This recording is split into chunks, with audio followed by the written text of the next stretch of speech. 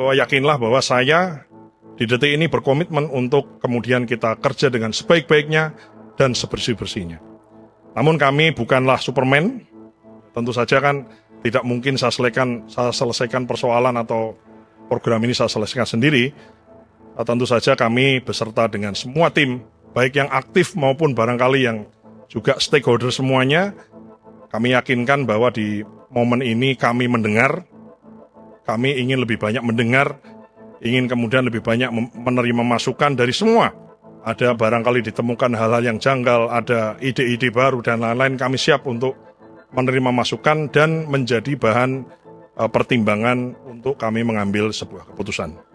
Selesai dilantik pada Rabu 22 Juli 2026, Kepala Badan Gizi Nasional atau BGN Sudaryono berkomitmen memperketat tata kelola dan transparansi pelaksanaan program makan bergizi gratis atau MBG guna mencegah praktik korupsi maupun potensi konflik kepentingan. Sudaryono juga mengklaim tidak akan memberi toleransi terhadap percaloan proyek dapur penyedia makanan termasuk yang mengatasnamakan keluarga maupun kerabatnya.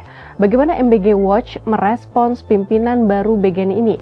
Lalu bagaimana catatan kritis mengenai normalisasi penyimpangan yang disebut dapat menjadi bom waktu bagi program MBG?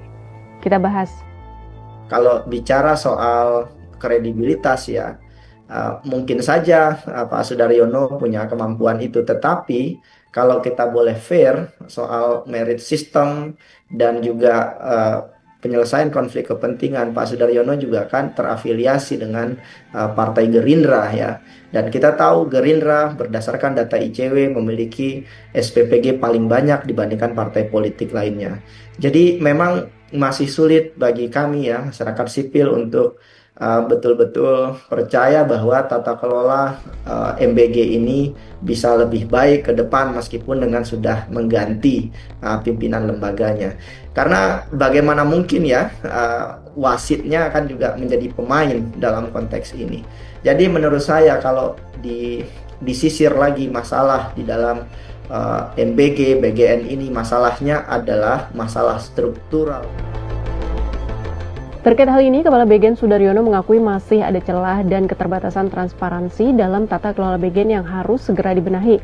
Menurut dia, pembenahan sistem menjadi prioritas karena BGN mengelola anggaran negara dan jumlah besar yang berdampak langsung pada masyarakat.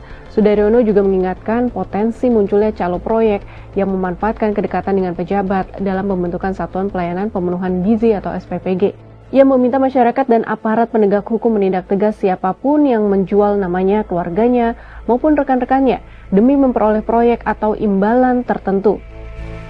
Selain membenahi tata kelola internal, Sudaryono juga berjanji menjadikan program MBG sebagai penyerap hasil produksi pangan lokal. Langkah ini dinilai penting untuk mencegah penumpukan stok atau oversupply hasil pertanian dan peternakan yang kerap merugikan petani maupun peternak kecil. Setelah berbagai persoalan tata kelola, kasus keracunan makanan, pimpinan yang terseret korupsi, hingga pergantian kepala BGN, kini muncul pertanyaan, apa akar masalahnya dan apakah seluruh persoalan tersebut dapat diselesaikan?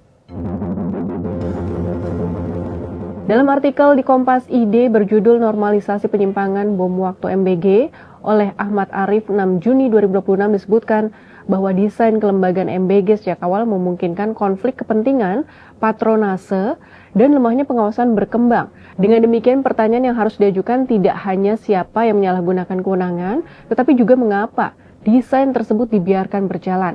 Menurut Ahmad Arif, masalahnya bukan sekadar adanya pejabat yang menyimpang, melainkan sistem yang terlalu lama menganggap penyimpangan sebagai sesuatu yang wajar.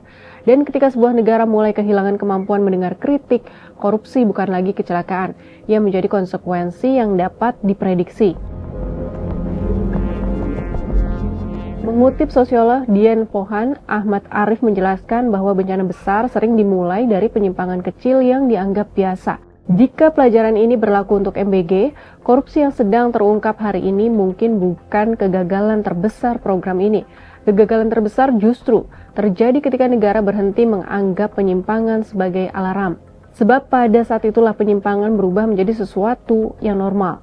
Sahabat Kompas, janji manis untuk bekerja bersih memang menyejukkan. Namun publik tentu tidak bisa dikenyangkan hanya dengan komitmen di atas kertas.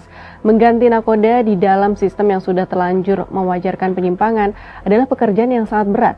Selama konflik kepentingan dan budaya patronase tidak dipangkas dari akarnya, bom waktu makan bergizi gratis masih akan terus berdetak.